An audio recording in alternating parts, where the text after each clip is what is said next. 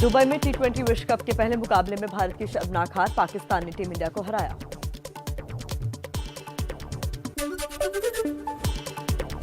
टी20 world cup में भारत की शर्मनाक हार, पाकिस्तान ने भारत को 10 विकेट से हराया। भारत के 152 रन के लक्ष्य को बिना विकेट गंवाए 18 ओवर में हासिल किया। पाकिस्तान से हार के बाद भारत का 29 साल का रिकॉर्ड टूटा। 1992 से वर्ल्ड कप में मुकाबले में पाकिस्तान से कभी नहीं हारा भारत। टी20 वर्ल्ड कप के पहले मैच में नहीं चले बल्लेबाज, टीम इंडिया के बल्लेबाजों के लचर प्रदर्शन और गेंदबाजों के हालात के मुताबिक गेंदबाजी में नाकामी से हारा भारत। 13 बॉल पर ही भारत के दोनों सलामी बल्लेबाज पवेलियन लौटे। रोहित शर्मा 0 पर तो केएल राहुल 3 रन पर ही आउट हुए। कप्तान विराट कोहली ने 45 गेंदों में अर्धशतक जोड़ा, लेकिन छठे नंबर पर बल्लेबाजी करने उतरे रविंद्र जडेजा 13 गेंदों पर 13 रन बनाकर पवेलियन लौटे। नहीं चले भारतीय गेंदबाज, भुवनेश्वर कुमार के पहले ओवर में ही पाकिस्तानी बल्लेबाज रिजवान ने चौका और छक्का लगाया। कोहली को पावर प्ले में ही वरुण चक्रवर्ती को गेंद सौंपनी पड़ी। पाकिस्तान ने पहले 6 ओवरों में बिना किसी नुकसान के 43 रन बनाए। बाबर और रिजवान का फुटवर्क, प्लेसमेंट और टाइमिंग काफी बेहतर दिखा। भारत के दोनों स्पिनरों ने 8 ओवर में ही 61 रन लुटाए, जबकि तेज गेंदबाजों में नहीं दिखा पैनापन। मैच हारने के बाद भारतीय क्रिकेट प्रेमियों में छाई मायूसी। रोहित शर्मा और हार्दिक पांड्या से सबसे ज्यादा नाराज दिखे लोग। भारत से मुकाबला जीतने के बाद पाकिस्तानी टीम को पीएम इमरान खान ने दी बधाई। मैच देखते हुए फोटो ट्वीट किया। प्रधानमंत्री मोदी का आज यूपी दौरा, सिद्धार्थनगर में यूपी के लिए 9 मेडिकल कॉलेजों का उद्घाटन भी करेंगे। वाराणसी को 5200 करोड़ रुपए की सौगात देंगे। आत्मनिर्भर स्वस्थ भारत योजना का शुभारंभ भी करेंगे। वाराणसी में बाबा विश्वनाथ कॉरिडोर परियोजना के करीब 80% काम पूरा हो चुका है। 30 नवंबर तक काम पूरा होने की उम्मीद। दिसंबर में पीएम मोदी कर सकते हैं उद्घाटन। गृह मंत्री अमित शाह के जम्मू कश्मीर दौरे का आज तीसरा दिन। शाह सुबह पुलवामा में जवानों से मुलाकात करेंगे, उसके बाद सिविल सोसाइटी के प्रतिनिधिमंडलों से मिलेंगे। शाम में रैली को संबोधित करेंगे। भारत पाकिस्तान सीमा की आखिरी चौकी पर पहुंचे गृह मंत्री अमित शाह। अमित शाह ने जम्मू के मकवाल में बीएसएफ पोस्ट पर जवानों का हौसला बढ़ाया। भारत की सीमा के अंतिम गांव मकवाल पहुंचे अमित शाह। ट्विटर पर लिखा, मकवाल में ग्रामीणों से मुलाकात की। कहा, देश के संसाधनों पर राजधानी और सरहद के गांव में रहने वाले लोगों का बराबर हक। जम्मू के भगवती नगर में गृह मंत्री अमित शाह ने भरी हुंकार। बोले, धारा 370 हटने के बाद जम्मू कश्मीर में विकास का नया सफर शुरू हुआ। अब किसी के साथ अन्याय नहीं होगा। जम्मू की रैली से अमित शाह ने बताया विकास वाला प्लान। कहा, 2022 तक राज्य में 51,000 करोड़ का निवेश होगा। 2 साल में जम्मू कश्मीर में मेट्रो की शुरुआत होगी।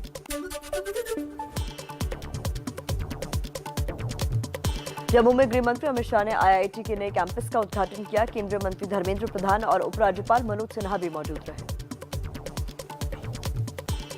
और अब कुछ और अहम खबरों पर नजर डाल लेते हैं। जम्मू कश्मीर के पुंछ में आतंकियों से एनकाउंटर में 2 पुलिसकर्मी और सेना का 1 जवान जख्मी। शोपिया में 1 नागरिक की मौत, 1 आतंकी भी घायल। मन की बात में पीएम मोदी बोले, भारत ने हमेशा विश्व शांति के लिए काम किया। कहा, धरती को बेहतर बनाने में भारत का बड़ा योगदान।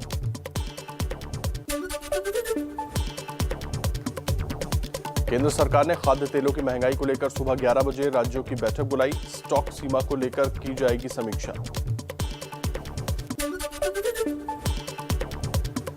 दिल्ली से पटना पहुंचे लालू प्रसाद यादव। दोनों बेटे तेज प्रताप और तेजस्वी यादव एयरपोर्ट पर थे मौजूद। पत्नी राबड़ी देवी और मीसा भारती के साथ पहुंचे लालू। कार्यकर्ताओं ने बरसाए फूल। पटना में राबड़ी देवी के घर में एंट्री न मिलने से नाराज तेज प्रताप धरने पर बैठे। खबर मिलने पर बेटे को मनाने पहुंचे लालू राबड़ी। तेज ने पिता लालू यादव के पैर धोकर लिया आशीर्वाद। बिहार में लालू यादव के बड़े बेटे तेज प्रताप का बड़ा आरोप, कहा पिताजी से मिलने नहीं दिया गया। एयरपोर्ट पर जगदानंद सिंह ने मेरी बेइज्जती की। जमानत मिलने के बाद पहली बार लालू यादव पटना पहुंचे। कांग्रेस से गठबंधन पर बोले, ऐसी पार्टी से गठबंधन करके जमानत जब्त करानी है क्या। लालू ने कांग्रेस के बिहार प्रभारी भक्त चरण दास का मजाक उड़ाया। विवादित टिप्पणी की। भक्त चरण दास ने आरजेडी पर बीजेपी से समझौते का आरोप लगाया था। बिहार कांग्रेस के नेता राजेश राठौड़ का लालू यादव पर पलटवार, बोले लालू यादव ने अनुसूचित जाति का अपमान किया, खेद व्यक्त करें। मिशन यूपी में जुटे सीएम योगी आदित्यनाथ, भदोही में 373 करोड़ की कई विकास परियोजनाओं का लोकार्पण और शिलान्यास किया। सीएम योगी का विपक्ष पर निशाना, कहा हमारे लिए पूरा प्रदेश ही परिवार है, जबकि पहले परिवार ही प्रदेश होता था। हम कहते हैं सबका साथ सबका विकास, और वो कहते थे मेरा परिवार मेरा विकास। सीएम योगी आदित्यनाथ ने गोरखपुर के गोलघर में बनी पूर्वी यूपी की पहली मल्टी लेवल पार्किंग का निरीक्षण किया। कहा अतिक्रमण और जाम से लोगों को मुक्ति मिलेगी। यूपी के मुजफ्फरनगर में कौशल विकास मंत्री कपिल देव अग्रवाल का विवादित बयान, बोले 2022 का चुनाव राष्ट्रवाद और आतंकवाद के मुद्दों पर होगा। राष्ट्रवादी लोग बीजेपी को वोट देंगे और आतंकवाद को संरक्षण देने वाले दूसरी पार्टियों को। और आइए अब आपको कुछ और खबरों का अपडेट देते हैं फटाफट अंदाज। लखनऊ में आम आदमी पार्टी के सांसद संजय सिंह का बड़ा बयान, बोले बीजेपी वाले अयोध्या में श्री राम लला की दर्शन यात्रा में केजरीवाल पर हमले की तैयारी कर रहे हैं। झांसी में प्रियंका गांधी के कार्यक्रम के लिए जगह न मिलने पर कांग्रेस ने साधा बीजेपी पर निशाना। आज कांग्रेस करेगी प्रदर्शन। 27 अक्टूबर को प्रियंका का महिलाओं से संवाद कार्यक्रम है। पंजाब में बीएसएफ का अधिकार क्षेत्र बढ़ाने पर सीएम चरणजीत सिंह चन्नी ने आज बुलाई सर्वदलीय बैठक। दोपहर 12 बजे चंडीगढ़ के पंजाब भवन में मीटिंग होगी। पश्चिम बंगाल के सिलीगुड़ी की रैली में ममता बनर्जी का बीजेपी पर निशाना, कहा बंगाल में हिंसा के बीजेपी के आरोप बेबुनियाद। त्रिपुरा में बीजेपी कार्यकर्ताओं ने हमारी सांसद को पीटा। कांग्रेस नेता दिग्विजय सिंह ने फिर दिया विवादित बयान, बोले पीएम मोदी, अमित शाह, शिवराज सिंह खुले सांड हो गए हैं, इन पर नकेल कसो। अखिल भारतीय अखाड़ा परिषद की प्रयागराज में सुबह 11 बजे बैठक होगी। बैठक में महंत नरेंद्र गिरी के बाद खाली हुए अध्यक्ष पद के लिए चुनाव होना है। क्रूज ड्रग्स केस में अभिनेत्री अनन्या पांडे से आज फिर एनसीबी की होगी पूछताछ। आर्यन के साथ ड्रग्स चैट को लेकर 2 दिन में 6 घंटे तक अनन्या पांडे से सवाल जवाब हो चुके हैं। क्रूज ड्रग्स केस में नया मोड़, मामले की गवाह के पी गोसावी के बॉडीगार्ड प्रभाकर सईल का दावा, सादे कागज पर एनसीबी ने जबरन दस्तखत कराए। 18 करोड़ रुपए की हुई थी डील, अपनी जान का खतरा भी बताया। फिलहाल नमस्ते भारत के इंटरनेशनल बुलेटिन की शुरुआत करते हैं। सीमा पर तनाव के बीच आज से भारतीय सेना की सबसे बड़ी बैठक शुरू हो रही है। क्या होगा इस बैठक का एजेंडा, आपको दिखाते हैं हमारी स्पेशल रिपोर्ट में।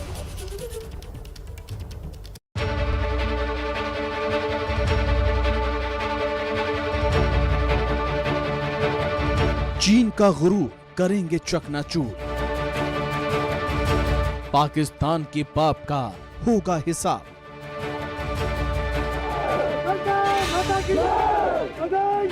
देश के दुश्मनों को मिलेगा करारा जवाब। सरहद की सुरक्षा के लिए सेना बनाएगी एक्शन प्लान। जी हां, ऐसे वक्त में जब एलओसी से एलएसी तक तनाव है, दुश्मन देश भारत की तरफ नापाक नजरों से देख रहे हैं। कश्मीर में घुसपैठ और आम लोगों पर हमले हो रहे हैं। लद्दाख से लेकर अरुणाचल तक चीन फिर से सैन्य जमावड़ा बढ़ा रहा है। तब आज से भारतीय सेना के टॉप कमांडर्स की सबसे बड़ी बैठक शुरू हो रही है।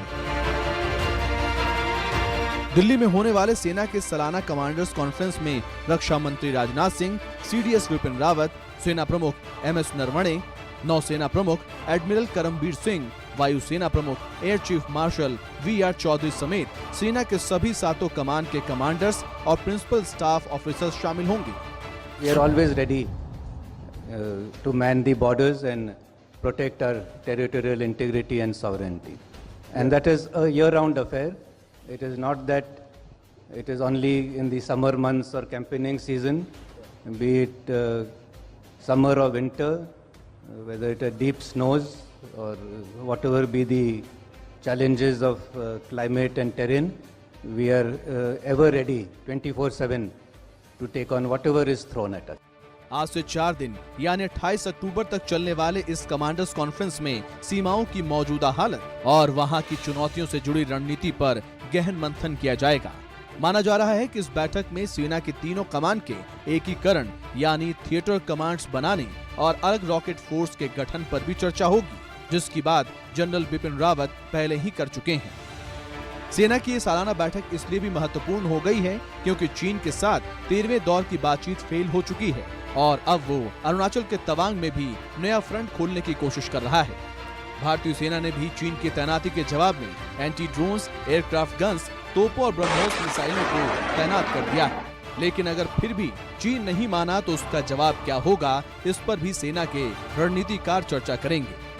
We are quite confident that we will be able to resolve our border issues. This is not the first time it has happened. Such border issues have happened in the past, and we have been able to resolve it. But since you have suspicions between two countries, they take time to resolve. Same thing happened in Somdorongchu. It took a very long time to get resolved. In fact, this time it is resolving much faster than what happened in Somdorongchu in the 80s. So you should have faith and confidence in your system, and especially in your armed forces, that they will not let the nation. देखिए, चीन के इरादों को नाकाम करने के लिए भारत ने पूर्व से लेकर पश्चिम तक अपनी तैयारियों का स्तर बढ़ा दिया है।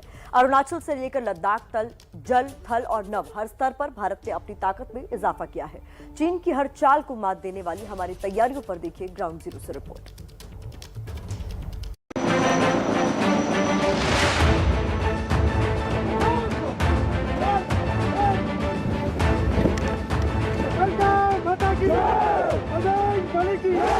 एबीपी न्यूज की टीम इस वक्त मौजूद है चीन से लगी हुई भारत की उत्तर पूर्वी सीमा पर और कर्नल दानवीर मौजूद हैं भारत की चीन से सटी हुई उत्तर पश्चिमी छोर पर। चीन के राष्ट्रपति शी जिनपिंग भारत से सटी हुई सीमा पर लगातार तनाव बढ़ा रहे हैं और अपनी ताकत दिखाने की कोशिश कर रहे हैं, लेकिन वो ये नहीं जानते कि भारत भी चीन को उसी की भाषा में जवाब देना जानता है। भारत अरुणाचल प्रदेश को लेकर इसलिए भी सतर्क है क्योंकि चीन लगातार गैर कानूनी तरीके से अरुणाचल प्रदेश को तिब्बत का हिस्सा मानता है। ऐसे में भारत को न केवल अपनी सैन्य तैयारियों को मजबूत करना है, बल्कि कठोर कूटनीतिक रवैये के साथ साथ हर मोर्चे पर चीन को कड़ा जवाब देना पड़ेगा। जब चीन ने पिछले साल तनातनी शुरू करी लाइन ऑफ एक्चुअल कंट्रोल के ऊपर, उसको ये अंदाजा नहीं था कि भारत के फौजी भारत की बॉर्डर रोड्स बहुत तेजी से रोड्स का निर्माण कर देगी और इस तरीके के ब्रिज, ये सामने एक बेली ब्रिज है, इस तरीके के कई से ब्रिज खड़े कर देगी, जिसकी वजह से सैनिकों का आवागमन आसान हो जाएगा, रसद सामग्री अग्रिम चौकियों तक पहुंचानी आसान हो जाएगी। और आज इसी तरीके का ये डेवलपमेंट जो आप देख रहे हैं, यही चाइनीज़ को बहुत चुभता है और इसी इंफ्रास्ट्रक्चर डेवलपमेंट की वजह से आज हम चाइनीज़ को मुंह तोड़ जवाब दे रहे हैं और उसके सामने दृढ़ता से खड़े हैं। See, you have to look at the border as a whole with China. Don't just look at Northeast separately or Ladakh, what is happening in Ladakh. It is a border that we have with China.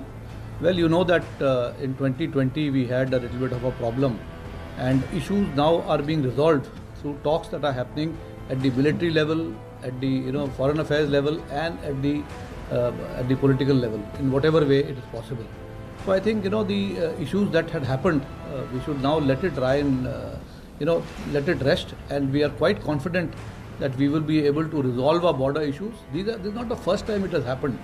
अब आप अपनी नज़र जो है सामने ले जाएं, वो जो पहाड़ियों की श्रृंखला है और जो पहाड़ियों की चोटी और वो जो रिज लाइन दिख रही है, वो है लाइन ऑफ एक्चुअल कंट्रोल। अनीला पास और उसके आगे आपके हॉट स्प्रिंग और गोगरा है, और ये सामने जो आपको इलाका दिख रहा है, ये फिंगर का इलाका दिख रहा है। इन फिंगर के इलाके में अगर आप पेंगोंगसो के साथ साथ चले तो वहाँ कहीं बीच में वो आपको फिंगर 3 का इलाका नज़र आ रहा है, और वो फिंगर 3 का इलाका जिसके लेफ्ट साइड में थोड़ी बर्फ गिरी हुई है, राइट साइड में थोड़ी काली चट्टानें हैं और बेस में एक रास्ता नज़र आ रहा है, ये फिंगर 3 का इलाका है। और इसी तरह पेगोंगसो लेक के साथ साथ आप चलते जाइए, जहाँ पर पेगोंगसो लेक का मुहाना दूर नज़र आ रहा है, वहाँ पर लेफ्ट साइड में फिंगर 8 है। तो फिंगर 8 और फिंगर 3 का इलाका था जहां पर बहुत जबरदस्त तनाव था। चाइनीज फिंगर 3 तक आ गए थे और भारत के लिए बहुत बड़ी मजबूरी और समस्या बन गई। चीन का सरकारी भोपी जब भी कोई विवाद होता है तो 1962 के युद्ध का राग गाने लगता है, लेकिन वो ये भूल जाता है कि 1962 के युद्ध के बाद जितने भी भारत और चीन के विवाद हुए हैं उन सब में चीन को ही पीछे हटना पड़ा है। वर्ष 2017 में भूटान की सीमा से सटे डोकलाम में जो कुछ हुआ वो चीन की विस्तारवादी नीति के माथे पर एक कलंक की तरह है। चीन भारत के क्वाड में रहने पर भी ऐतराज जताता है, लेकिन चीन शायद ये भूल गया है कि ये दबाव की नीति जो है वो मध्यकालीन है और अब युद्ध की नीति भी बदल चुकी है और युद्ध नीति के पैमाने और मकसद भी बदल चुके हैं। ये मेरे दाहिने लेह का एयरपोर्ट है और ये लेह का एयरपोर्ट फौजियों के लिए और सिविलियंस के लिए एक बहुत महत्वपूर्ण लाइफलाइन है। जहाँ तक फौज की बात है, फौज का सवाल है, ये एक इम्पोर्टेंस इसकी इसलिए भी ज़्यादा बढ़ जाती है जब चाइनीज़ हमको थ्रेटन कर रहे थे, जब उन्होंने अपनी फौजियों का जमावड़ा LAC के ऊपर लगा दिया था, तब यही एयरपोर्ट था जिसने हमारी जान बचाई। और वो कैसे? हमारे एयरफोर्स के पास C-17 ग्लोब मास्टर हैं। अमेरिका के बाद सबसे बड़ी तादाद में ग्लोब मास्टर अगर कहीं दुनिया में है तो वो भारत के पास है। ये स्ट्रेटेजिक लिफ्ट एयरक्राफ्ट है, 3 दिन के अंदर पूरी आर्मर्ड रेजिमेंट को यहाँ पर लाके खड़ा कर सकता है, एक आर्टिलरी रेजिमेंट को लाकर 2 दिन के अंदर खड़ा कर सकता है और इसी तरीके से एक पूरे डिवीजन को 5 से 6 दिन के अंदर लाकर यहाँ पर उतार सकता है। यही कारण है कि ये बहुत इम्पॉर्टेंट है, बहुत बड़ी इसकी अहमियत है और एयरफोर्स के इन वर्क हॉर्सेस की बदौलत और उसके बाद जो इंफ्रास्ट्रक्चर BRO ने क्रिएट किया है रोड नेटवर्क के लिहाज से, हमारे सैनिकों ने समय बर्बाद ना करते हुए चाइनीज़ के सामने अपनी डिप्लॉयमेंट कर चाइनीज़ का एक मुंह तोड़ जवाब दिया है। चीन भले ही भारत के खिलाफ पारंपरिक युद्ध का मखौटा पहनकर रखता हो, लेकिन हकीकत यह है कि जरूरत पड़ने पर चीन भारत के खिलाफ स्वार्म ड्रोन टेक्नोलॉजी और इलेक्ट्रोमैग्नेटिक वॉरफेयर भी इस्तेमाल कर सकता है। लेकिन चीन शायद ये भूल गया है कि भारत के पास भी एंटी ड्रोन टेक्नोलॉजी है और इलेक्ट्रोमैग्नेटिक वॉरफेयर की तकनीक भी हासिल करने के लिए अंतर्राष्ट्रीय स्तर पर कोशिशें कर रहा है। ऐसे में चीन ने अगर भारत के खिलाफ आक्रामक नीति अपनाई तो भारत भी चीन को उसी की भाषा में जवाब देगा और ये भी तय है कि शी जिनपिंग की सामरिक नीतियों की हार भारत के हाथों ही। दुबई में T20 विश्व कप के पहले मुकाबले में भारत की शर्मनाक हार, पाकिस्तान ने टीम इंडिया को हराया। T20 वर्ल्ड कप में भारत की शर्मनाक हार, पाकिस्तान ने भारत को 10 विकेट से हराया। भारत के 152 रनों के लक्ष्य को बिना विकेट गंवाए 18 ओवर में हासिल किया। पाकिस्तान से हार के बाद भारत का 29 साल का रिकॉर्ड टूटा। 1992 से वर्ल्ड कप के मुकाबले में पाकिस्तान से कभी नहीं हारा भारत। T20 वर्ल्ड कप के पहले मैच में नहीं चले बल्लेबाज, टीम इंडिया के बल्लेबाजों के लचर प्रदर्शन और गेंदबाजों के हालात के मुताबिक गेंदबाजी में नाकामी से हारा भारत। 13 बॉल पर ही भारत के दोनों सलामी बल्लेबाज पवेलियन लौटे। रोहित शर्मा 0 पर तो KL राहुल 3 रन पर ही विकेट गंवा दिया। कप्तान विराट कोहली ने 45 गेंदों में अर्धशतक जड़ा, लेकिन 6ठे नंबर पर बल्लेबाजी करने उतरे रविंद्र जडेजा 13 गेंदों पर 13 रन बनाकर पवेलियन लौटे। नहीं चले भारतीय गेंदबाज, भुवनेश्वर कुमार के पहले ओवर में ही पाकिस्तानी बल्लेबाज रिजवान ने चौका और छक्का लगाया। कोहली को पावर प्ले में ही वरुण चक्रवर्ती को गेंद सौंपनी पड़ी। पाकिस्तान ने पहले 6 ओवरों में बिना किसी नुकसान के 43 रन बनाए। बाबर और रिजवान का फुटवर्क, प्लेसमेंट और टाइमिंग काफी बेहतर दिखा। भारत के दोनों स्पिनरों ने 8 ओवर में ही 61 रन लुटाए, जबकि तेज गेंदबाजों में नहीं दिखा पैनापन। मैच हारने के बाद भारतीय क्रिकेट प्रेमियों में छाई मायूसी। रोहित शर्मा और हार्दिक पांड्या से सबसे ज्यादा नाराज दिखे लोग। भारत से मुकाबला जीतने के बाद पाकिस्तानी टीम को पीएम इमरान खान ने दी बधाई। मैच देखते हुए फोटो किया ट्वीट। आइए कुछ और खबरों का रुख कर लेते हैं फटाफट अंदाज में। प्रधानमंत्री मोदी का आज उत्तर प्रदेश का दौरा। सिद्धार्थनगर में यूपी के लिए 9 मेडिकल कॉलेजेस का करेंगे उद्घाटन। वाराणसी को 5,200 करोड़ रुपए की सौगात देंगे। आत्मनिर्भर स्वस्थ भारत योजना का करेंगे शुभारंभ। वाराणसी में बाबा विश्वनाथ कॉरिडोर परियोजना के करीब 80% काम हो चुका है। 30 नवंबर तक काम पूरा होने की उम्मीद है। दिसंबर में पीएम मोदी कर सकते हैं उद्घाटन।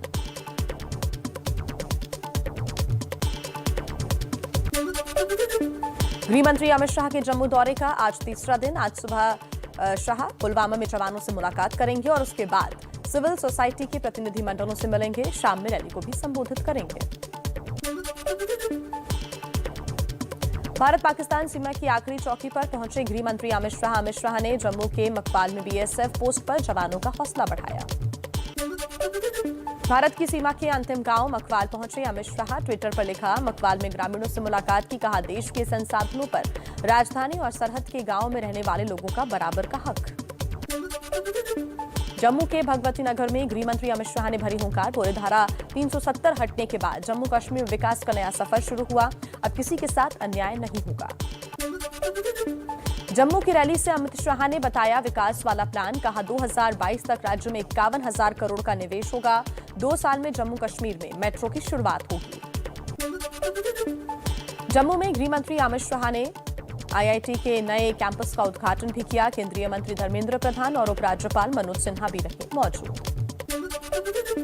जम्मू कश्मीर के पुंछ में आतंकियों से एनकाउंटर में 2 पुलिसकर्मी और सेना का एक जवान जख्मी। शोपियां में एक नागरिक की मौत, एक आतंकी भी घायल। एलएसी पर चल रहे तनाव के बीच भारतीय सेना का 4 दिवसीय कमांडर्स कॉन्फ्रेंस आज से होगा शुरू। शीर्ष सैन्य और राजनीतिक नेतृत्व सीमाओं की सुरक्षा पर मंथन करेगा। मन की बात में पीएम मोदी बोले, भारत ने हमेशा विश्व शांति के लिए काम किया। कहा, धरती को बेहतर बनाने में भारत का बड़ा योगदान। केंद्र सरकार ने खाद्य तेलों की महंगाई को लेकर सुबह 11 बजे राज्यों की बैठक बुलाई। स्टॉक सीमा को लेकर की जाएगी समीक्षा। दिल्ली से पटना पहुंचे लालू प्रसाद यादव। दोनों बेटे तेज प्रताप और तेजस्वी यादव एयरपोर्ट पर थे मौजूद। पत्नी राबड़ी देवी और बेटी मीसा भारती के साथ पहुंचे लालू। कार्यकर्ताओं ने बरसाए फूल।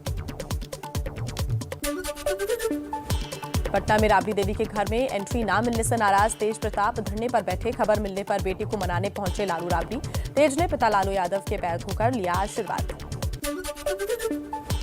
बिहार में लालू यादव के बड़े बेटे तेज प्रताप का बड़ा आरोप। कहा, पिताजी से मिलने नहीं दिया गया। एयरपोर्ट पर जगदानंद सिंह ने मेरी बेइज्जती की। जमानत मिलने के बाद पहली बार लालू यादव पहुंचे पटना। कांग्रेस से गठबंधन पर बोले, ऐसी पार्टी से गठबंधन करके जमानत जब्त करानी है क्या। लालू ने कांग्रेस के बिहारी प्रवक्ता भक्त चरण दास का उड़ाया मजाक। विवादित टिप्पणी की। भक्त चरण दास ने आरजेडी पर बीजेपी से समझौते का आरोप लगाया था। बिहार कांग्रेस के नेता राजेश राठौर का लालू यादव पर पलटवार। बोले, लालू यादव ने अनुसूचित जाति का अपमान किया। खेद व्यक्त करें। राजनीति से जुड़ी कुछ और अहम खबरों का रुख कर लेते हैं फटाफट अंदाज। मिशन यूपी में जुटे सीएम योगी आदित्यनाथ। भदोई में 373 करोड़ की कई विकास परियोजनाओं का लोकार्पण और शिलान्यास किया। सीएम योगी का विपक्ष पर निशाना। कहा, हमारे लिए पूरा प्रदेश ही परिवार है, जबकि पहले परिवार ही प्रदेश होता था। हम कहते हैं सबका साथ सबका विकास, और वो कहते थे मेरा परिवार मेरा विकास। सीएम योगी आदित्यनाथ ने गोरखपुर के गोलघर में बनी पूर्वी यूपी की पहली मल्टी लेवल पार्किंग का निरीक्षण किया। कहा, अतिक्रमण और जाम से लोगों को मुक्ति मिलेगी। यूपी के मुजफ्फरनगर में कौशल विकास मंत्री कपिल देव अग्रवाल का विवादित बयान। बोले, 2022 का चुनाव राष्ट्रवाद और आतंकवाद के मुद्दे पर होगा। राष्ट्रवादी लोग बीजेपी को वोट देंगे और आतंकवाद को संरक्षण देने वाले दूसरी पार्टियों। लखनऊ में आम आदमी पार्टी के सांसद संजय सिंह का बड़ा बयान। बोले, बीजेपी वाले अयोध्या में श्री राम लला की दर्शन यात्रा में केजरीवाल पर हमले की तैयारी कर रहे हैं। झांसी में प्रियंका गांधी के कार्यक्रम के लिए जगह न मिलने पर कांग्रेस ने साधा बीजेपी पर निशाना। आज कांग्रेस करेगी प्रदर्शन। 27 अक्टूबर को प्रियंका का महिलाओं से संवाद कार्यक्रम है। पंजाब में बीएसएफ का अधिकार क्षेत्र बढ़ाने पर सीएम चरणजीत सिंह चन्नी ने आज बुलाई सर्वदलीय बैठक। दोपहर 12 बजे चंडीगढ़ के पंजाब भवन में होगी मीटिंग। पश्चिम बंगाल के सिलीगुड़ी की रैली में ममता बनर्जी का बीजेपी पर निशाना, कहा बंगाल में हिंसा के बीजेपी के आरोप बेबुनियाद। त्रिपुरा में बीजेपी कार्यकर्ताओं ने हमारी सांसद को पीटा। कांग्रेस नेता दिग्विजय सिंह ने फिर दिया विवादित बयान, बोले पीएम मोदी, अमित शाह और शिवराज सिंह खुले सांड हो गए हैं, इन पर नकेल कसो। अखिल भारतीय अखाड़ा परिषद की प्रयागराज में सुबह 11 बजे बैठक होगी। बैठक में महंत नरेंद्र गिरी के बाद खाली हुए अध्यक्ष पद के लिए चुनाव होगा। क्रूज ड्रग्स केस में अभिनेत्री अनन्या पांडे से आज फिर एनसीबी की पूछताछ। आर्यन के साथ ड्रग्स चार्ट को लेकर 2 दिन में 6 घंटे तक अनन्या पांडे से सवाल जवाब हो चुके हैं। क्रूज ड्रग्स केस में नया मोड़, मामले के गवाह केपी गोस्वामी के बॉडीगार्ड प्रभाकर सईल का दावा, सादे कागज पर एनसीबी ने जबरन दस्तखत कराए, 18 करोड़ रुपए की हुई थी डील, अपनी जान का खतरा भी बताया।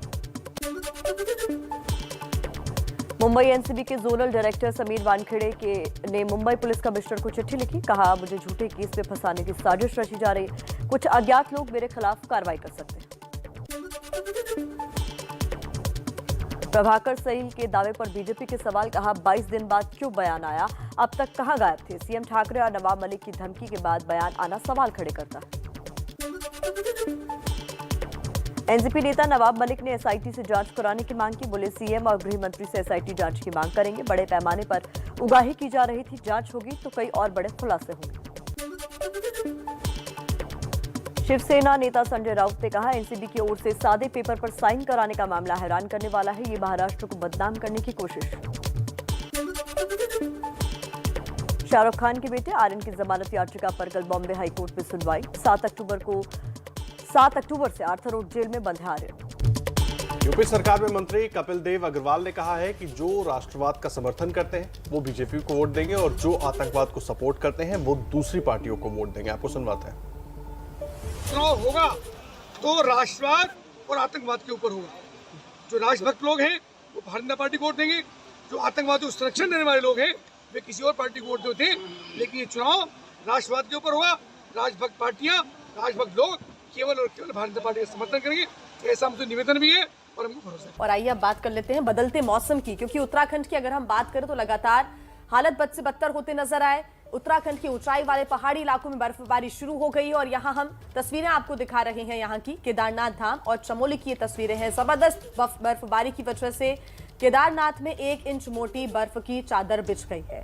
बर्फबारी के बाद धाम में ठंड का प्रकोप भी अब बढ़ गया है। पहले बारिश ने तबाही मचाई और अब बर्फबारी की वजह से लोगों को दिक्कतें हो रही हैं। हालांकि बाबा के दर्शन के लिए लंबी लाइन यहां पर देखने को मिली। दूसरी तस्वीर है चमोली की। यहां नीति घाटी में पहली बर्फबारी देखने को मिली। बर्फबारी शुरू होने के बाद नीति गमशाली के लोग निचले इलाकों की ओर लौटने लगे हैं। फिलहाल देखिए, बात कर लेते हैं कल हुए मैच की। कल दुबई में खेले गए मैच में पाकिस्तान ने टीम इंडिया को हरा दिया। पाकिस्तान का हर प्लान इस मैच में बिल्कुल हिट और फिट साबित हुआ और टीम इंडिया की हर रणनीति, हर प्लान फ्लॉप हो गया। आपको दिखाते हैं कैसे टीम इंडिया ये मैच हार गई, कौन है इस शर्मनाक हार का गुनहगार। Rohit Sharma 0, KL Rahul 3, Surya Kumar Yadav 11 run. Team India ने 20 ओवर में 7 विकेट खोकर 151 रन बनाए। आज की क्रिकेट में 152 रन का टारगेट ज्यादा मुश्किल नहीं होता, पाकिस्तान के लिए भी नहीं था। ऊपर से भारतीय गेंदबाजों ने गेंदें भी ऐसी फेंकी जो ना विकेट लेने लायक थी और ना रन रोकने लायक। बाबर और रिजवान ने जब चाहा जहां चाहा शॉट लगाए, रन बनाए। कप्तान बाबर आजम ने 52 गेंदों पर नाबाद 68 रन की पारी खेली, जिसमें उन्होंने 6 चौके और 2 छक्के लगाए, जबकि मोहम्मद रिजवान ने 6 चौके 3 छक्कों के साथ 79 रन की नाबाद पारी खेली। इन दोनों के बीच 107 गेंदों पर 152 रन की नाबाद पार्टनरशिप हुई। 152 रन की ये पार्टनरशिप T20 में भारत के खिलाफ बनने वाली सर्वश्रेष्ठ ओपनिंग पार्टनरशिप है। हिंदुस्तान के विश्वविख्यात गेंदबाजों में से किसी ने भी कोई विकेट नहीं लिया और देश को ऐसी शर्मनाक हार दे दी जिसकी उम्मीद किसी को नहीं थी। भारत की वर्ल्ड कप इतिहास में पाकिस्तान के खिलाफ ये पहली हार है। भारत पहली बार T20 में 10 विकेट से हारा है। पाकिस्तान की भी T20 में 10 विकेट से ये पहली जीत है। इतना बेहतर नहीं खेले जितना बेहतर हम उनसे उम्मीद कर रहे थे। अच्छी टीम है, कभी कभी ऐसे दिन आते हैं कि आप नहीं कर पाते। और पाकिस्तान जो 13 बार हारी है, वो भी चाहते थे हर बार मैच जीतना। ऐसा कुछ नहीं है। आप क्रिकेट को क्रिकेट की हैसियत से लेंगे तो हम बेहतर पहचान पाएंगे। हार जीत तो लगी हुई है, बट लेकिन जो आज पाकिस्तान टीम अच्छा खेली, अब उनकी दाद देना चाहिए, क्योंकि उसमें हम कुछ कर नहीं सकते, क्योंकि हमारी टीम अच्छा नहीं खेली इसलिए हार गई। और उनका पाकिस्तान टीम का कलेक्टिव एफर्ट था, पूरा ऑलराउंड परफॉर्मेंस था, मैं पूरा टीम एफर्ट था। मैं ये नहीं कह रहा हूँ कि इंडिया ने एफर्ट नहीं लगाया, बट लेकिन कहीं पे कमी थी, कहीं पे चूक गए। T20 में जो टीम बॉल 1 से प्रेशर डाल देती है अगली टीम पे, दूसरी टीम को मैच चेस करना पड़ जाता है। और इंडिया बॉल 1 से अंडर प्रेशर था, पाकिस्तान ने उनको अंडर प्रेशर किया और देख रहे लास्ट तक वो मैच को चेस करते रहे। ये मैं स्टार्टिंग से कहता रहा, ऑन पेपर T20 में आई डोंट बिलीव। 5वें ओवर में या 6ठे ओवर में जो 3 विकेट गिर गए थे, वो बहुत बड़ा झटका है, क्योंकि आपके अगर इतनी जल्दी 3 विकेट गिर जाती है तो उसका फर्क एंड रिजल्ट में भी पड़ा है। 15-20 रन और बनते, अगर वहां पे एक आधा कम विकेट गिरता तो मेरे ख्याल से वो जो स्पेल था पहले 2 ओवर का, खासकर शाहीन शाह अफरीदी का, वो वाज द डिफरेंस, पूरे जो टर्निंग पॉइंट था। आई हैव टू से जो 2 ओपनर्स जिन्होंने बल्लेबाजी की, रिजवान और बाबर आजम, वैसे एब्सोल्युटली। सवाल मसलन अनफिट हार्दिक को टीम का हिस्सा क्यों बनाया गया? Out of form Bhuvneshwar Kumar team में क्यों थे? इन फॉर्म ईशान किशन की टीम में जगह क्यों नहीं बनी? क्या कप्तानी करते हुए विराट के पास कोई प्लान बी नहीं था? और सबसे बड़ा सवाल, क्या पाकिस्तान के खिलाफ विराट का अति आत्मविश्वास टीम को ले डूबा? बिहार के सबसे बड़े सियासी परिवार का झगड़ा अब लगातार सुर्खियों में है। लालू के पटना पहुंचने के बाद ये झगड़ा खुलकर सामने आ गया। आपको बीती रात की 2 तस्वीरें दिखाते हैं जो सियासत की दुनिया की बड़ी खबर बन गई। कल जब लालू यादव के पटना लौटने पर तेज प्रताप को पिता के साथ राबड़ी आवास में घुसने से रोका गया तो ये लौटकर अपने घर पर धरने पर बैठ गए। कहा जब तक पिताजी खुद नहीं आते तब तक नहीं उठेंगे। लालू को जैसे ही इसकी खबर मिली, राबड़ी के साथ खुद तेज प्रताप के घर पहुंच गए।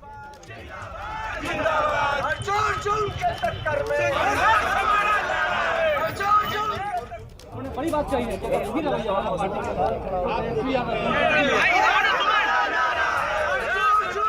तेज प्रताप ने भी लालू के स्वागत की जोरदार तैयारियां की थी। तोरण द्वार बनवाए थे, बलून से गेट को सजवाया था। लालू के पहुंचने पर तेज प्रताप ने पैर धोकर पिता का आशीर्वाद लिया।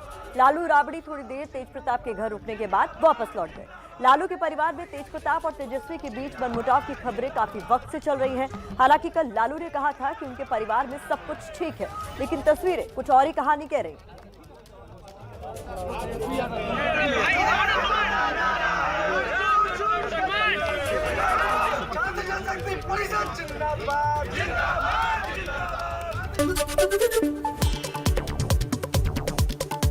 प्रधानमंत्री मोदी का आज यूपी दौरा। सिद्धार्थनगर में यूपी के लिए 9 मेडिकल कॉलेजेस का भी उद्घाटन करेंगे। वाराणसी को 5,200 करोड़ रुपए की सौगात देंगे। आत्मनिर्भर स्वस्थ भारत योजना का करेंगे शुभारंभ। गृह मंत्री अमित शाह के जम्मू कश्मीर दौरे का आज तीसरा दिन। पुलवामा में जवानों से मुलाकात करेंगे। उसके बाद सिविल सोसाइटी के प्रतिनिधिमंडलों से मिलेंगे। शाम में रैली को भी करेंगे संबोधित। LAC पर चल रहे तनाव के बीच भारतीय सेना का 4 दिवसीय कमांडर्स कॉन्फ्रेंस आज से शुरू होगा। शीर्ष सैन्य और राजनीतिक नेतृत्व सीमाओं की सुरक्षा पर मंथन करेगा। केंद्र सरकार ने खाद्य तेलों की महंगाई को लेकर सुबह 11 बजे राज्यों की बैठक बुलाई। स्टॉक सीमा को लेकर की जाएगी समीक्षा। पटना में राबड़ी देवी के घर में एंट्री न मिलने से नाराज तेज प्रताप धरने पर बैठे। खबर मिलने पर बेटे को मनाने पहुंचे लालू राबड़ी। तेज ने पिता लालू यादव के पैर धोकर लिया आशीर्वाद। यूपी के मुजफ्फरनगर में कौशल विकास मंत्री कपिल देव अग्रवाल का विवादित बयान। बोले बीजेपी को छोड़कर किसी और को वोट देने का मतलब है आतंकवाद को समर्थन देना। टॉप 15 में कुछ और अहम खबरों का रुख कर लेते हैं। पंजाब में बीएसएफ का अधिकार क्षेत्र बढ़ाने पर सीएम चरणजीत सिंह चन्नी ने आज बुलाई सर्वदलीय बैठक। दोपहर 12 बजे चंडीगढ़ के पंजाब भवन में होगी मीटिंग। T20 वर्ल्ड कप में भारत की शर्मनाक हार। पाकिस्तान ने भारत को 10 विकेट से हराया। पाकिस्तान ने भारत के 152 रन के लक्ष्य को बिना विकेट गंवाए 18 ओवर में हासिल कर लिया। पाकिस्तान से हार के बाद भारत का 29 साल का रिकॉर्ड टूटा। 1992 से वर्ल्ड कप में मुकाबले में पाकिस्तान से कभी नहीं हारा भारत। 13 बॉल पर ही भारत के दोनों सलामी बल्लेबाज पवेलियन लौटे। रोहित शर्मा 0 पर तो केएल राहुल 3 रन पर ही विकेट खोए। पाकिस्तान ने पहले 6 ओवरों में बिना किसी नुकसान के 43 रन बनाए। बाबर और रिजवान का फुटवर्क, प्लेसमेंट और टाइमिंग काफी बेहतर दिखे। भारत से मुकाबला जीतने के बाद पाकिस्तानी टीम को पीएम इमरान खान ने बधाई दी। मैच देखते हुए फोटो ट्वीट किया। और अब टॉप 15 में कुछ और अहम खबरें आपको बता देते हैं।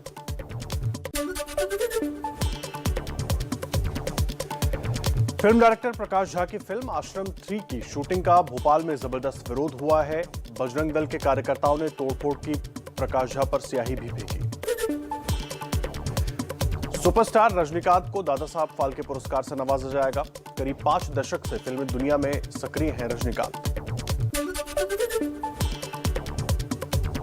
दिवंगत अभिनेता सुशांत सिंह राजपूत की फिल्म छुछोरे को बेस्ट हिंदी फिल्म का पुरस्कार, तो कंगना रनौत को फिल्म मणिकर्णिका और पंगा के लिए बेस्ट एक्ट्रेस का अवार्ड मिलेगा। पंजाब के अमृतसर, गुरदासपुर और संगरूर समेत कई जिलों में तेज बारिश के साथ ओले गिरे। धान की फसल को भारी नुकसान। डिप्टी सीएम सुखजिंदर रंधावा ने सर्वे के आदेश दिए। केदारनाथ धाम में भारी बर्फबारी, 1 इंच तक गिरी बर्फ। बर्फबारी के बाद धाम में ठंड का प्रकोप बढ़ा, लेकिन बाबा केदार के दर्शन के लिए लगी लंबी लाइन। उत्तराखंड के चमोली की शिवांगी राणा ने रचा इतिहास। भारी बर्फबारी और खराब मौसम के बीच नीति और माणा घाटी साइकिल से पार करने वाली पहली लड़की बनी। जोशीमठ में बीआरओ ने कड़ी मशक्कत के बाद मलारी राष्ट्रीय राजमार्ग 7 दिन बाद खोला। भापकुंड में हाईवे खुलने से जोशीमठ से भारत चीन सीमा तक रास्ता खुला। यूपी के सहारनपुर में भारी बारिश के साथ जमकर गिरे ओले। बढ़ रहा ठंड का असर, घरों के आंगन में ओलावृष्टि से 1 इंच मोटी चादर बिछी। मायूस हुए किसान। क्रूज ड्रग्स मामले में एक तरफ अदालती कार्रवाई के उतार चढ़ाव सामने आ रहे हैं, तो दूसरी तरफ इस मुद्दे पर वार पलटवार का खेल भी जारी है।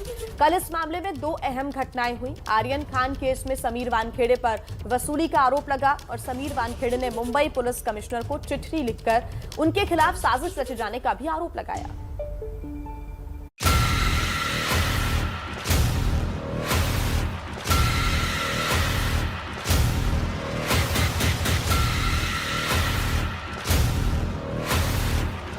एनसीबी के जोनल डायरेक्टर समीर वानखेड़े, आर्यन खान और अनन्या पांडे।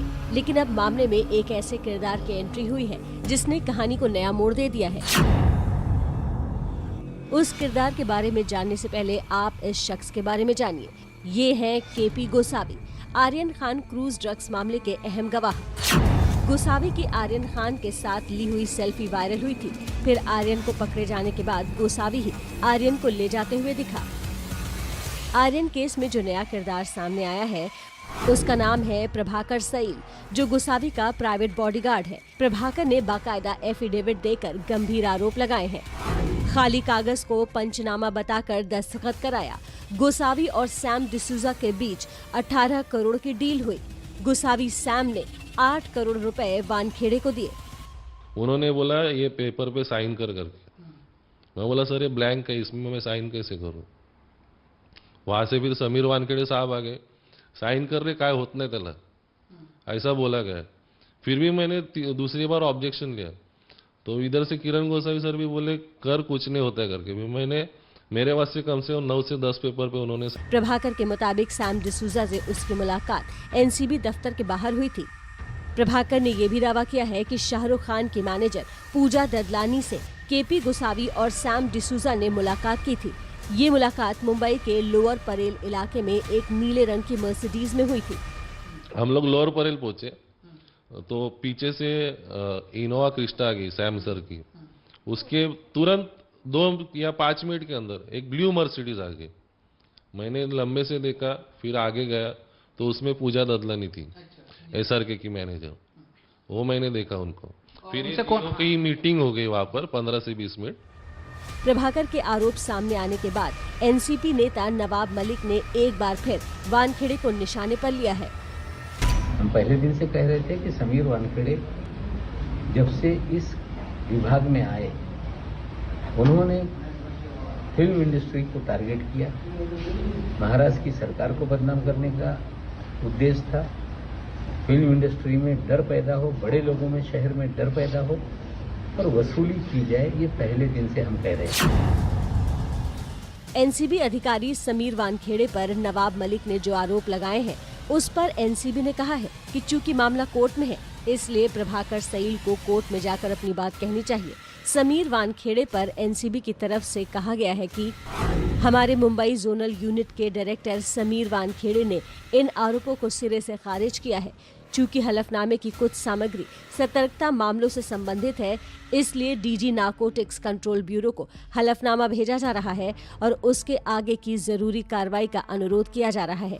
वहीं शिवसेना के संजय राउत भी नवाब मलिक के समर्थन में आ गए हैं। उन्होंने भी ट्वीट करते हुए एनसीबी पर सवाल उठाए। ट्वीट में संजय राउत ने लिखा है कि आर्यन खान केस में गवाह से एनसीबी द्वारा खाली पन्ने पर साइन कराना चौंकाने वाला है। रिपोर्ट्स में कहा जा रहा है कि बहुत ज्यादा पैसे की मांग की गई थी। मुख्यमंत्री उद्धव ठाकरे ने पहले ही कहा है कि ये केस महाराष्ट्र की छवि को खराब करने के लिए बनाया गया है। अब ये सच साबित हो रहा है। बीजेपी की तरफ से भी आरोप लगाया गया है कि एनसीबी अधिकारी समीर वानखेड़े पर इतने गंभीर आरोप लगाने वाले प्रभाकर 22 दिनों से पूरा का पूरा प्रयास ड्रग माफिया को बचाने का और एनसीबी को बदनाम करने का ये तीन दलों की ओर से क्यों हो रहा है? इन बातों का जवाब महाराष्ट्र सरकार को देना होगा कि रातों रात 22 दिनों की चुप्पी के बाद ये प्रभाकर इस प्रकार की बातें क्यों बोल रहा है। इस बीच एनसीबी के मुंबई जोनल डायरेक्टर समीर वानखेड़े ने मुंबई पुलिस कमिश्नर को चिट्ठी लिखकर साजिश में फंसाए जाने की आशंका जाहिर की है। उन्होंने चिट्ठी में लिखा है कि उन्हें सतर्कता संबंधी मामले में फंसाने के लिए योजनाबद्ध तरीके से कानूनी कार्रवाई का जाल बिछाया जा रहा है।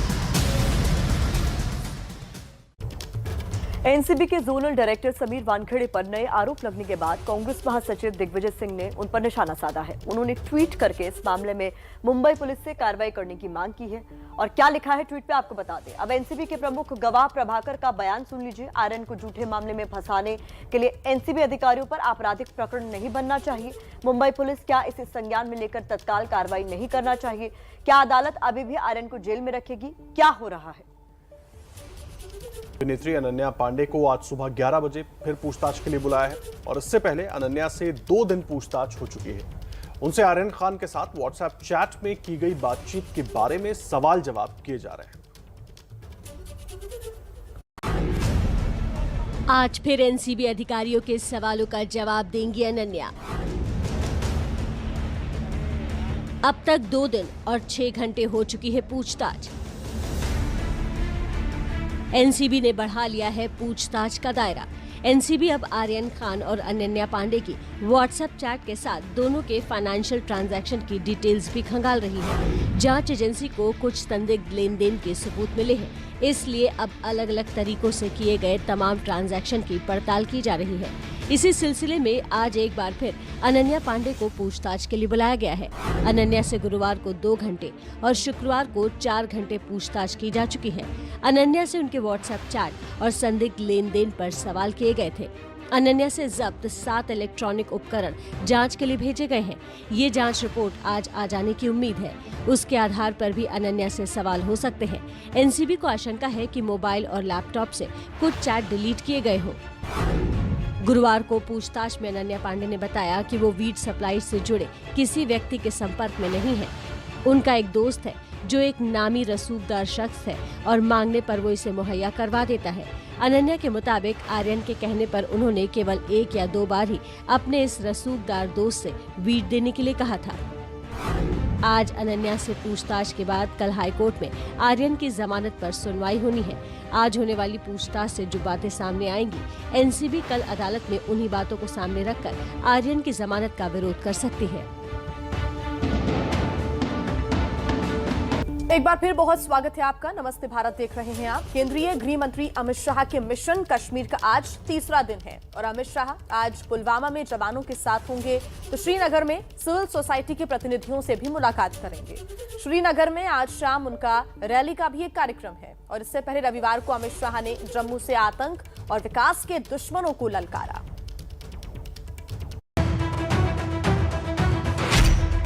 जम्मू कश्मीर की शांति में खलल लगाने वालों को हम कभी सफल नहीं होने देंगे। ये 3 परिवार वाले जो शोषण करे हैं ना सालों तक आपका, करे या नहीं करे?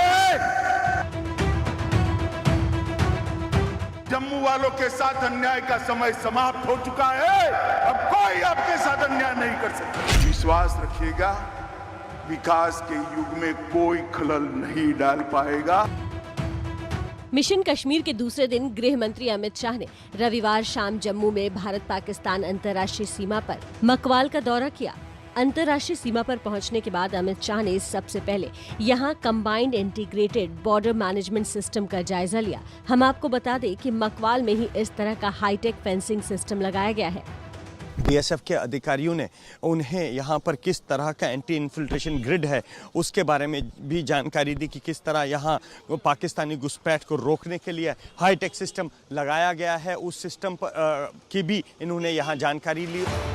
अमित शाह ने यहाँ पाकिस्तान की तरफ से हो रही घुसपैठ को रोके जाने के उपायों की समीक्षा के साथ साथ यहाँ तैनात बीएसएफ जवानों की हौसला अफजाई की। जवानों के साथ में उन्होंने इंटरेक्ट किया है और हमारी जो ब्रीफिंग थी वो उनको सुना है और उसके साथ में जितनी भी बॉर्डर से रिलेटेड जो इश्यूज थे वो उनको हमने अच्छे तरीके से बताए हैं और उन्होंने बड़े सेटिस्फेक्शन के साथ में इसको सुना है और प्रसन्नता अपनी बॉर्डर डोमिनेशन को लेके दिखाई है। जम्मू कश्मीर से 370 हटाए जाने के बाद गृह मंत्री के पहले जम्मू कश्मीर के दौरे के दूसरे दिन अमित शाह जम्मू पहुंचे। अमित शाह ने जम्मू में एक रैली को भी संबोधित किया। अमित शाह ने जम्मू के लोगों को भरोसा दिलाया कि कुछ ताकतें जम्मू कश्मीर का विकास नहीं होने देना चाहती, लेकिन अब ऐसा नहीं होगा। जम्मू वालों के साथ अन्याय का समय समाप्त हो चुका है। अब कोई आपके साथ अन्याय नहीं कर सकता। सालों तक अन्याय झेला है आप, मगर कोई अब अन्याय नहीं कर सकता। विकास दोनों का साथ में होगा, कश्मीर का भी होगा, जम्मू का भी होगा। दोनों मिलकर भारत को आगे बढ़ाने के लिए एक साथ प्रयत्न करेंगे। किसी को अन्याय नहीं हो, इस प्रकार का शासन नहीं चले। मैं यहाँ कहकर जाता हूँ, जम्मू कश्मीर की शांति में खलल लगाने वालों को हम कभी सफल नहीं होने देंगे। इस बात का विश्वास है। अमित शाह ने विपक्ष पर भी निशाना साधा और कहा कि जो लोग जम्मू कश्मीर में हमारी निवेश कोशिशों का मजाक उड़ाते थे, आज उनको भी जवाब मिल गया है। जब हम नई इंडस्ट्रियल पॉलिसी लेकर आए तब मजाक उड़ाते थे। मैं नाम लेना नहीं चाहता। ये 3 परिवार वाले जो शोषण करे हैं ना सालों तक आपका, करे या नहीं करे? अरे जोर से बोलो, करे या नहीं करे? ये मजाक उड़ाते थे। कौन आएगा यहाँ? ये मोदी जी का कमाल है। 12,000 करोड़ का इन्वेस्टमेंट आ गया है। मैं बताता हूँ 51,000 करोड़ का इन्वेस्टमेंट 2022 के पहले आ जाए। अमित शाह ने जम्मू में विभिन्न विकास परियोजनाओं का उद्घाटन और शिलान्यास भी किया। उन्होंने 210 करोड़ रुपए की लागत से बने आईआईटी जम्मू के नए कैंपस का उद्घाटन किया। शाह ने ऐलान किया कि जम्मू और श्रीनगर में जल्द मेट्रो की शुरुआत होगी। साथ ही उन्होंने कहा कि जम्मू एयरपोर्ट के विकास के लिए 700 करोड़ रुपए दिए जाएंगे। अमित शाह जम्मू के डिगियाना गुरुद्वारे भी पहुंचे और वहां सिख समुदाय के लोगों से भी मिले। सबसे ज्यादा कत्ल वारत बारामूला में, पुरी में उस वक्त जो है वो सिखों की कुर्बानियां आई। गृह मंत्री अमित शाह अब से कुछ देर बाद यानी सुबह 9:30 बजे खीर भवानी मंदिर में दर्शन करने जाएंगे। अगस्त में जम्मू कश्मीर के दौरे पर आए राहुल गांधी ने भी खीर भवानी मंदिर में दर्शन किए थे। खीर भवानी मंदिर का कश्मीर में ऐतिहासिक और पौराणिक महत्व है। यहाँ सिर्फ खीर का ही भोग लगाया जाता है। ये मंदिर कश्मीरी पंडितों की आराध्य माता महारज्ञा देवी को समर्पित है। तो आज खीर भवानी मंदिर में दर्शन करने के लिए पहुंचेंगे गृह मंत्री अमित शाह। इससे पहले अगस्त महीने में राहुल गांधी ने भी माता के दर्शन किए थे, वो यहाँ पहुंचे थे। आज सुबह 9:30 बजे अमित शाह यहाँ पहुंचेंगे। और आपको बता दें कि इस मंदिर का ऐतिहासिक और पौराणिक महत्व है। यहाँ सिर्फ खीर का ही भोग लगाया जाता है। ये मंदिर कश्मीरी पंडितों की आराध्य माता महारज्ञा देवी को समर्पित है। तो कश्मीरी पंडितों के लिए आस्था का केंद्र है खीर भवानी मंदिर, जहां आज सुबह गृह मंत्री अमित शाह को पहुंचना है। सुबह 9:30 बजे का वक्त तय है जब वो माता के दर्शन के लिए खीर भवानी मंदिर पहुंचेंगे। आज अमित शाह के जम्मू कश्मीर दौरे का तीसरा दिन है। आज वो एक रैली को भी संबोधित करने वाले हैं, लेकिन सुबह 9:30 बजे वो खीर भवानी मंदिर में दर्शन के लिए पहुंचेंगे। वो तस्वीरें भी आप सबसे पहले एबीपी न्यूज पर देखेंगे। कश्मीरी पंडितों के लिए आस्था का केंद्र माना जाता है। इसका ऐतिहासिक और पौराणिक महत्व है। अगस्त के महीने में राहुल गांधी भी यहां पहुंचे थे दर्शन के लिए और आज सुबह गृह मंत्री अमित शाह को यहां जाना है। वहीं गृह मंत्री कश्मीर में है तो प्रधानमंत्री आज उत्तर प्रदेश दौरे पर होंगे। मोदी आज उत्तर प्रदेश के सिद्धार्थनगर और वाराणसी जिले के दौरे पर रहेंगे। पीएम आज 9 मेडिकल कॉलेजेस के उद्घाटन के साथ ही प्रधानमंत्री आत्मनिर्भर स्वस्थ भारत योजना का शुभारंभ करेंगे। ये योजना देश भर में हेल्थ केयर इंफ्रास्ट्रक्चर को मजबूत करने की बड़ी योजनाओं में से एक होगी। प्रधानमंत्री नरेंद्र मोदी के आज के दौरे की शुरुआत सिद्धार्थनगर जिले से होगी। पीएम सुबह 10:30 बजे के करीब सिद्धार्थनगर पहुंचेंगे, जहां से यूपी के 9 मेडिकल कॉलेजों का उद्घाटन करेंगे। उद्घाटन किए जाने वाले 9 मेडिकल कॉलेज सिद्धार्थनगर, एटा, हरदोई, प्रतापगढ़, फतेहपुर, देवरिया, गाजीपुर, मिर्जापुर और जौनपुर जिलों में स्थित है। पीएम के दौरे की सभी तैयारियां पूरी हो चुकी हैं। यूपी के सीएम योगी आदित्यनाथ सिद्धार्थनगर का दौरा कर सारी तैयारियों का जायजा ले चुके हैं। सिद्धार्थनगर से दोपहर 1:15 पर पीएम वाराणसी पहुंचेंगे, जहां वो प्रधानमंत्री आत्मनिर्भर स्वस्थ भारत योजना का शुभारंभ करेंगे। प्रधानमंत्री आत्मनिर्भर स्वस्थ भारत योजना यानी PMASBY पूरे भारत के हेल्थ केयर इंफ्रास्ट्रक्चर को मजबूत करने वाली देश की सबसे बड़ी योजनाओं में से एक होगी। PMASBY का उद्देश्य शहरी और ग्रामीण दोनों क्षेत्रों में क्रिटिकल केयर सुविधाओं और प्राथमिक देखभाल संबंधी सार्वजनिक स्वास्थ्य सेवाओं में मौजूद कमियों को दूर करना है। ये योजना विशेष रूप से चिन्हित 10 राज्यों के 17,788 ग्रामीण स्वास्थ्य और कल्याण केंद्रों के लिए होगी। इसके अलावा सभी राज्यों में 11,024 शहरी स्वास्थ्य और कल्याण केंद्र स्थापित किए जाएंगे। 5 लाख से अधिक आबादी वाले देश के सभी जिलों में exclusive critical care hospital block से सुविधा मिलेगी, जबकि बाकी जिलों को रेफरल सेवाओं के माध्यम से कवर किया जाएगा। पीएम अपने संसदीय क्षेत्र वाराणसी के लिए 5,200 करोड़ रुपए से अधिक की विभिन्न विकास परियोजनाओं का भी उद्घाटन करेंगे। कार्यक्रम में यूपी की राज्यपाल और मुख्यमंत्री तथा केंद्रीय स्वास्थ्य मंत्री भी उपस्थित रहेंगे। यूपी चुनाव से पहले पीएम के इस दौरे को काफी महत्वपूर्ण बताया जा रहा है। तो यूपी के बाद अब बात बिहार की राजनीति की, जहां लालू यादव के पहुंचने से हलचल मच गई है। कल लालू के पटना पहुंचने पर कैसे हुआ उनके परिवार में रूठने मनाने का खेल, देखिए इस रिपोर्ट।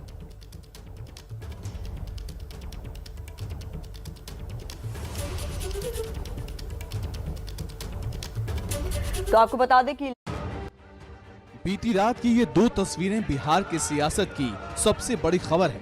कल जब लालू यादव के पटना लौटने पर तेज प्रताप को पिता के साथ राबड़ी आवास में घुसने से रोका गया, तो ये लौटकर अपने घर पर धरने पर बैठ गए। कहा, जब तक पिताजी खुद नहीं आते तब तक नहीं उठेंगे।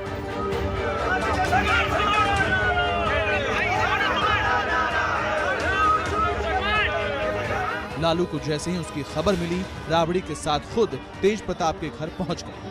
तेज प्रताप ने भी लालू के स्वागत की जोरदार तैयारियां की थी। तोरण द्वार बनवाए गए थे, बलून से गेट को सजवाया गया था।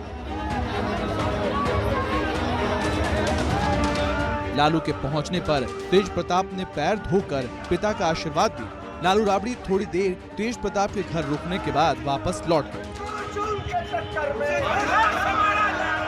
हमारा मांग ये था कि हमारे पिता बस 10 मिनट के लिए ही, 2 मिनट के लिए ही गाड़ी ही में बैठे, फिर अपना चले जाएं और कम से कम आ जाएं। और ये हमारी आधी लड़ाई का पूरा आधा हमने जीतने का काम किया। कोई रोकने की कोशिश कर रहा था? जो भी रोकने का कोशिश कर रहा है, हमने क्लियर स्टैंड लिया हुआ है। जो स्टैंड पर हम कायम रहेंगे और जो भी लोग थे उनको आज गाल पे बहुत बड़ा चाटा लगा होगा। इससे पहले कल जब चारा घोटाले में जमानत मिलने के बाद लालू यादव पहली बार पटना पहुंचे, तो एयरपोर्ट पर भी ड्रामा हुआ। तेज प्रताप ने आरोप लगाया कि आरजेडी के प्रदेश अध्यक्ष जगानंद सिंह ने उनकी बेइज्जती की, लालू से मिलने से उन्हें रोका। आज का खुशी का इतना बड़ा मौका था, बहुत बड़ा मौका था, सबको एक होना था, लेकिन ऐसे सिचुएशन में भी हमको बेइज्जती किया गया। वहाँ एयरपोर्ट पे भी हमको जगताप सिंह ने ठेलने का काम किया, सब लोगों ने देखने का काम किया कि किस तरीके से हाथ से हटो हटो हटो हटो, सबको ठेलने का काम किया। ये कह रहा भैया ये तुम आरएसएस वाले हो, जब तक तुमको हम पार्टी से निकालेंगे नहीं, जब तक आपको हम पार्टी से संगठन से जब तक बाहर नहीं करवाएंगे तब तक हमको आरजेडी से कोई मतलब नहीं है। आरजेडी में लालू की विरासत को लेकर लंबे वक्त से तेजस्वी और तेज प्रताप आमने सामने हैं। तेजस्वी जब डिप्टी सीएम थे तो तेज प्रताप को स्वास्थ्य मंत्री का पद मिला। पिछले विधानसभा चुनाव में भी तेजस्वी ही पार्टी का चेहरा थे। पार्टी के सारे फैसले भी तेजस्वी ही लेते हैं। बड़े होने की वजह से तेज प्रताप को ये बात पसंद नहीं और यही मनभेद की वजह भी है। कोई नाराजगी कुछ नहीं, कोई नाराजगी नहीं। तेज और तेजस्वी में सब कुछ ठीक है। दोनों हमारे बेटे हैं, सब ठीक। लालू भले ही दोनों बेटों के बीच कोई मतभेद न होने की बात कर रहे हों, लेकिन विरोधी ऐसा नहीं मानते। राजनीति अपनी जगह है तेजस्वी यादव जी, पर पिता तो वो जितने आपके हैं उतने ही तेज प्रताप के भी हैं। ये क्या मामला है? आए और खुद लेके निकल लिए। तेज प्रताप जी के हाथ में क्या मिला? लालू ने तेज प्रताप के घर पहुंचकर न सिर्फ बिखरते परिवार को फिर से जोड़ने की कोशिश की, बल्कि विरोधियों को भी जवाब दिया है। लेकिन उनकी ये कोशिश कितनी कामयाब होती है, ये वक्त ही बताएगा। और इस वक्त की बड़ी खबर आपको बता दें, जम्मू में मकवाल बॉर्डर पर अमित शाह ने स्थानीय लोगों को अपना नंबर दिया है और कहा है कि वो कभी भी उन्हें फोन कर सकते हैं। कल अमित शाह जम्मू में मौजूद थे और जम्मू में मकवाल बॉर्डर पर उन्होंने लोगों से मुलाकात की और कुछ लोगों से बात करने के बाद बाकायदा अमित शाह ने उनको नंबर दिया और जो लोग वहां पर मौजूद थे उनके मुताबिक उनके फोन से अमित शाह ने अपने फोन पर फोन किया और अपना नंबर उनके फोन में सेव करवाया कि अगर आपको कभी भी किसी तरह की दिक्कत हो तो आप मुझे सीधे फोन कर सकते हैं।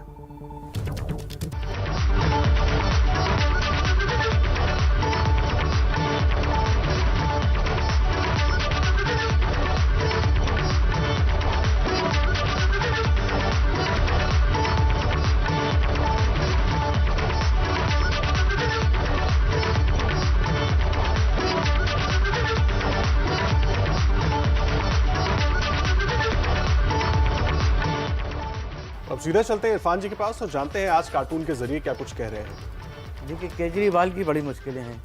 वो जो नए आइडिया लेकर आते हैं, विपक्षी लोग, उनके दूसरे दलों के लोग उनका आइडिया को उठा लेते हैं। जैसे कि बिजली के दामों का मामला, उनका बहुत एक्सक्लूसिव टाइप का आइडिया है ये, लेकिन दूसरे दल के लोग भी तो यही सब बातें कह रहे हैं। तो अब ये देखना है कि केजरीवाल अपने अयोध्या दौरे में इस बार वो क्या करते हैं। सिर्फ रामलला के दर्शन करके ही वापस आ जाएंगे या फिर कुछ नया वादा भी करके आएंगे।